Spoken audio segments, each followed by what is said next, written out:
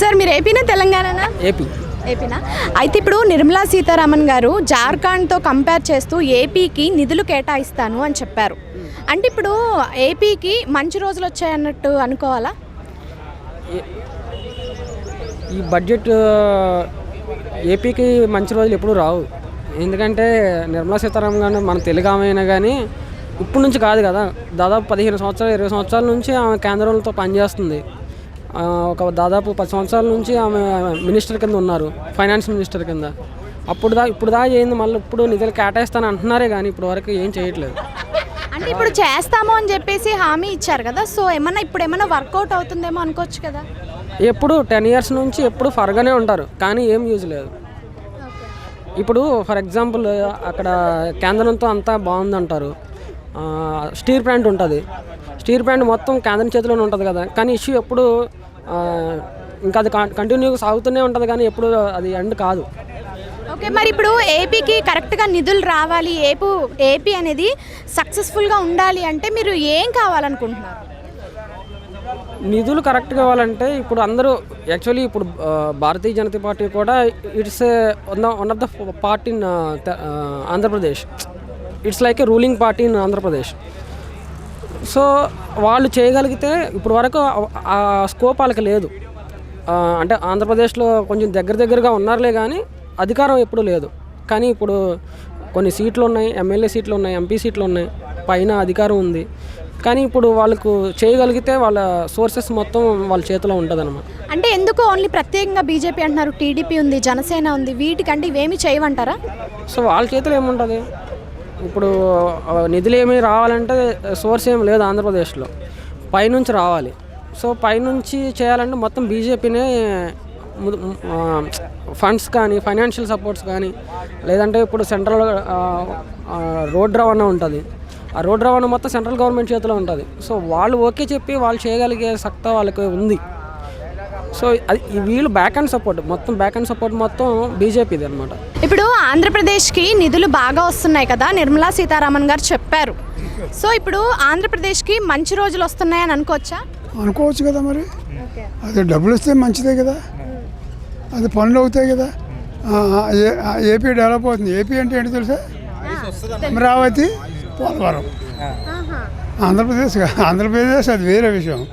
Amaravati, Polavaram, AP రెండు develop అవుతాయి కదా. అంటే ఇప్పటి వరకు బాగాలేదంటారా రాష్ట్రం అనేది? మీకు తెలీదా? రోజు పేపర్లు, వార్తలు, టీవీలో చూస్తున్నాం కదా, ఎంత నాశనం చేసేసాడో, దాన్ని సర్వనాశనం చేసేసాడు అమరావతిని. 3 రాజధానులు నడుపుకొని ఒకటైనా పెట్టాడా? లేదు. కానీ డబ్బులు ఇప్పుడు 3 రాజధానులు అనుకున్నాడు, ఏదో ఒకటి పెట్టాలి కదా ఎక్కడో చోట. అంటే ఇంకా టైం పడుతుందేమో. ఋషికొండ బోడుగుని చేయడానికి 500 కోట్ల డబ్బులు వచ్చినాయా? అది అవసరమా? మరి అవసరమైంది రాజధాని కదా. రాజధాని లేని రాష్ట్రము, రాజధాని ప్రధానం కదా. అది లేకుండా చేసి ఋషికొండకి జిల్లాకు ఒక ఏంటిది పార్టీ కార్యాలయం 2 కోట్లు ఒక్కొక్కటి పెట్టి అది అవసరమా? మీరేంటండి ఇంకా అన్నీ తెలిసిండు కూడా అడగటం. ఇప్పుడు చంటిపిల్లాడు ఇప్పుడు ఏదైనా ముద్దలు పెడతారు, పెద్దోడు ముద్దలు పెట్టి చెప్పు కొడతారు. నేను తినలేమంటారు, నీకు చేతులు కాళ్ళు లేవంటారు అంటారు. అంచేది ఎలా ఏంటంటే అన్నీ తెలుసు, అందరూ వింటున్నారు రోజును, ఎవడేం చేసాడో తెలుసు. ఇంకా మీరు ప్రశ్నిస్తున్నారంటే ఇప్పుడు నిధులు వస్తున్నాయి ఏమనుకోవాలి? కాదండి, ఇప్పుడు నిధులు వస్తున్నాయి సరే, ఆ నిధులని కరెక్ట్గా వాడతారని అనుకుంటున్నారా? ఎందుకు వాడరండి? అక్కడ కండిషన్స్ పెట్టారు కదా. ఈ నిధులు డైవర్ట్ చేయకూడదు, దేనికి ఇచ్చామో దానికే ఉపయోగించాలని కండిషన్ పెట్టారు కదా. అంచేత ఇంకెలా వీలవుతుంది? ఓకే, ఇప్పుడు ఆంధ్రప్రదేశ్ మొత్తం రూపురేఖలు మారుతాయంటారా? రూపురేఖలు అంటే నాకు అర్థం కాలేదు. ఆడది మగోడు ఆడది అవడం కాదు అని కాదు రూపురేఖలు మారటం అంటే. ఇప్పుడు అంటే ఇప్పుడు రూపురేఖలు అంటే మీరు అన్న 3 రాజధానులైనా ఒక్కటిగా మారుతుందంటారా? ఇండస్ట్రీస్కి బిజినెస్ పెట్టడానికి ఎవరైనా వచ్చాడు అనుకోండి, అమరావతిలో 3000 ఎకరాలు ఉన్నాయి కదా, 10 ఎకరాలు ఎవడో ఇండస్ట్రీ ఇచ్చాడు అనుకోండి, డబ్బులు ఇస్తాడు కదా స్థలానికి, బిజినెస్ పెట్టుకోవడానికి.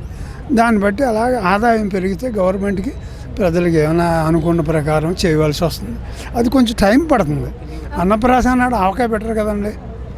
అన్నప్రాసన పిల్లడికి అన్నం పెట్టినప్పుడు ఆవకాయ పెట్టరు కదా, ఊరుకుంటాడు ఆవకాయ పెట్టి. అలాగే మనం అతి స్పీడ్గా వెళ్ళాం అనుకోండి బోర్లో పడతాం. Slow and study, Chandrababu mentality అంటే స్లో అండ్ స్టడీ. ఓకే. ఆదాయం పెంచుకోవాలి. 12,000 కోట్లు రిలీజ్ అయ్యాయి. ఆదాయం పెంచుకొని ఇప్పుడు 12 కోట్లు దేనికి రిలీజ్ అని అంటారు? పోలవరానికి ఉంచుతారు. అవి డయాఫ్రమ్ వాళ్ళు కడుతున్నారు కదా, సెకండ్ది అది పాడైపోయింది, నాశనం చేసేసారు కదా, కడుతున్నారు కదా, దానికే ఉపయోగిస్తారు. వేరే దానికి ఉపయోగించిన కండిషన్ ఉంది అక్కడ. మీరు జగన్ చేసినట్టు ఇచ్చిన ఫండ్స్ని వేరే దానికి డైవర్ట్ చేయొద్దు అని కండిషన్ పెట్టారు అక్కడ. అంచేత ఎటువంటి పరిస్థితుల్లో డైవర్షన్ జరగదు. వీడు కొంచెం ఆలోచించి slow and steady wins the race అని ఊరికే ఆర్భాటంగా చేసి మనిషి కాదు. ఇప్పుడు సింపుల్గా వెళ్ళి కూర్చుంటాడు జనంలో. బాగా వీడు వెళ్తా ఉంటే చుట్టూ షాపులన్నీ బంద్ చేసేసి, చెట్లు కొట్టేసి, డేరాలు కట్టేసేసి, సెక్యూరిటీని పెట్టుకొని ఎందుకంత భయం? అలాగే ఫ్రీగా ఉండాలి మనుషుల్లో. ఇప్పుడు నేను మీతో ఎలా మాట్లాడుతున్నాను అలా మాట్లాడతాడు చంద్రబాబు. జనంలోకి వెళ్ళిపోవాలండి. సరే అండి, ఇప్పుడు ఏపీ కాకుండా తెలంగాణ గురించి చెప్పుకుందాము. గత ప్రభుత్వంతో పోలిస్తే ఈ ప్రభుత్వం పనితీరు ఎలా ఉందంటారు? అది కొంచెం కష్టం అండి చెప్పడమా. వాడు ఇంకా స్పీడ్ ఉంది కానీ ఏమో కొట్లాడుకుంటున్నారు, ఎలా ఉందో తెలీదు. కొంచెం టైం ఒక అంచనాకైతే వస్తారు కదా, సంవత్సరం అయిపోయింది. వస్తారు. సెంట్రల్ గవర్నమెంట్ సపోర్ట్ ఉండదు కదా వీళ్ళకి, కాంగ్రెస్ అపోజిషన్ పార్టీ వాళ్ళు కదా వీళ్ళు, అంచేత ఉండదు. కానీ వీడు ఎలా సాధించాడో చూడాలి. ఆల్రెడీ రేవంత్ రెడ్డికి చాలా కేటీఆర్ కేసీఆర్ తక్కువ ఏం కాదు, బోల్డ్ అంత ఎక్స్పీరియన్స్ ఉంది పాలిటిక్స్లో వాళ్ళకి. వాళ్ళంత ఈజీగా. మేడం, ఇప్పుడు నిర్మలా సీతారామన్ గారు ఏపీకి జార్ఖండ్తో సమానంగా నిధులు ఇస్తాను అని చెప్పారు. సో అంటే ఇప్పుడు ఆంధ్రప్రదేశ్కి మంచి రోజులు వచ్చినట్లేనా? అంటే ప్రస్తుతం ఉన్న ప్రభుత్వము ఆ నిధుల్ని సరిగానే కేటాయిస్తుందంటారా, అంటే వినియోగిస్తుందంటారా?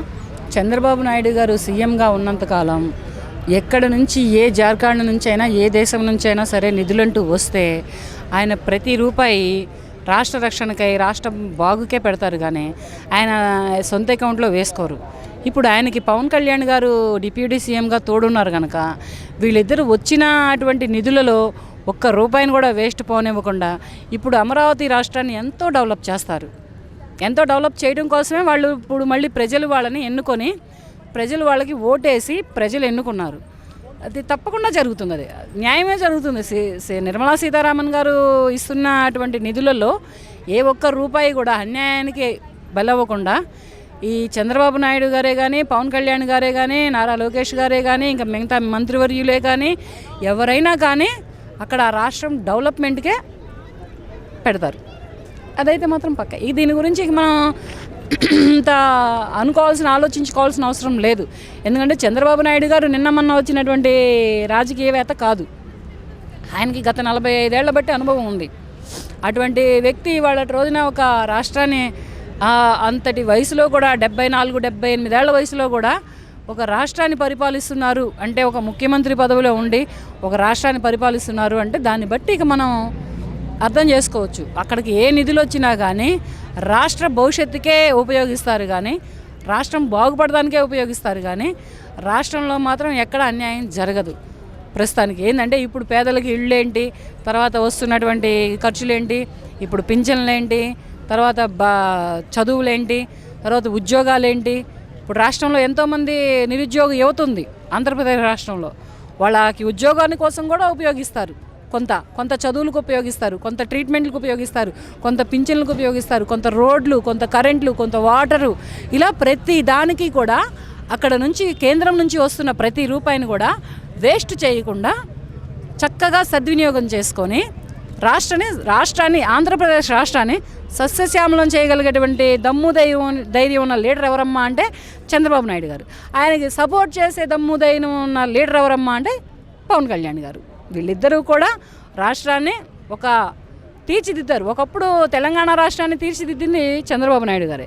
కొంచెం అవగాహన ఇచ్చి సీనియర్ ఎన్టీఆర్ గారు అయినటువంటి మాజీ ముఖ్యమంత్రి వర్యులైనటువంటి స్వర్గీయ రామారావు గారు ఇచ్చినటువంటి తెలంగాణ రాష్ట్రానికి చేసినటువంటి సేవలని ఇప్పుడు వాళ్ళు డెవలప్ చేసిందల్లా చంద్రబాబు నాయుడు గారే తెలంగాణ రాష్ట్రంలో డెవలప్మెంట్ పెంచారు.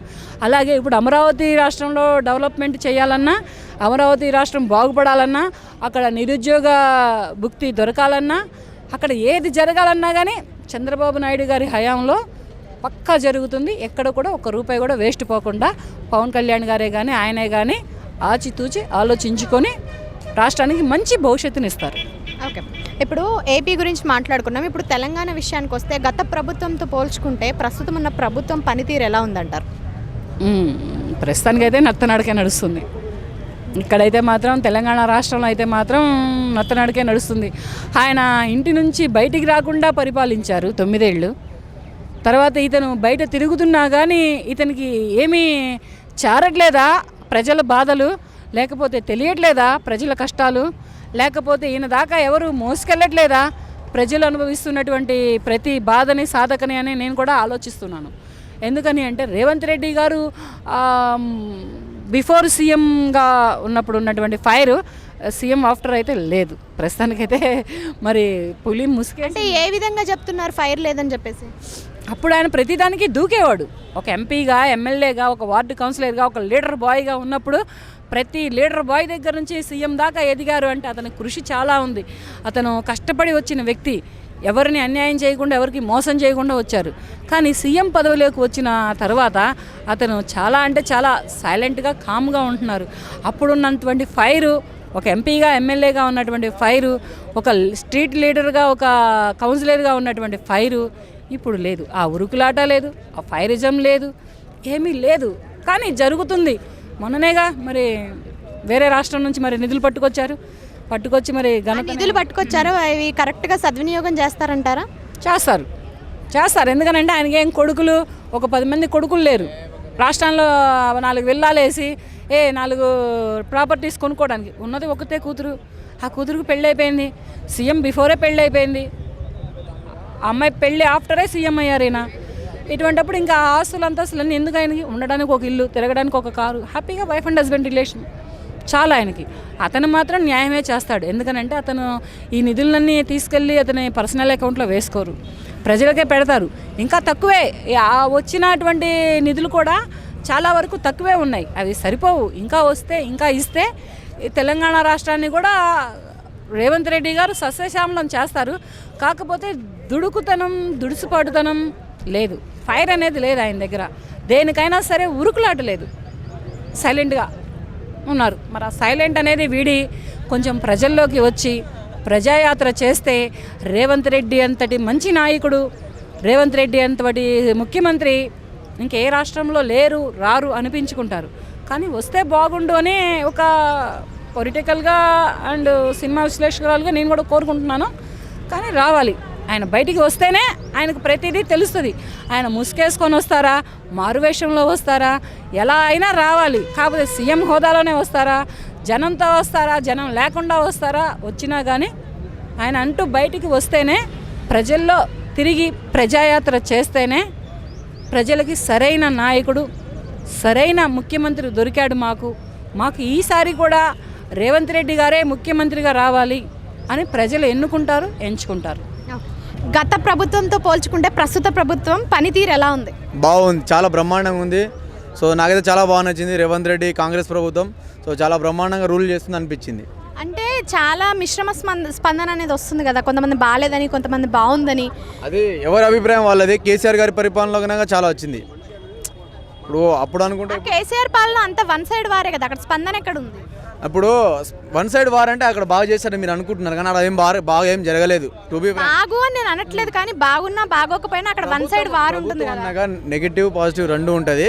సో ఈ ప్రభుత్వంలో నెగిటివ్ పాజిటివ్ రెండు ఉన్నాయి. బట్ అది ఒక పాజిటివ్ని చూసుకోవాలని నా బాధ్యత నేను అనుకుంటున్నాను. నాకు బాగా నచ్చింది పరిపాలన. వాళ్ళు ఇచ్చిన హామీలు నెరవేరుస్తున్నారు. ఒక రైతు భరోసా విషయంలో కొంచెం వెనకాడారు, కానీ మిగతావన్నీ కరెక్ట్గా చేస్తున్నారు. హైడ్రా విషయంలో కరెక్ట్ అని అంటారా? హైడ్రా విషయంలో 100% కరెక్ట్. ఎందుకు చెప్తున్నాను హైడ్రా విషయంలో అంటే, ఇప్పుడు ఒక గుడిసె పెట్టారు. ఎగ్జాంపుల్ చెప్తాను నీకు. ఆడొక ఏదో చెరువు ఉంది, చెరువు పక్కన ఒక గుడిసె పెట్టారు.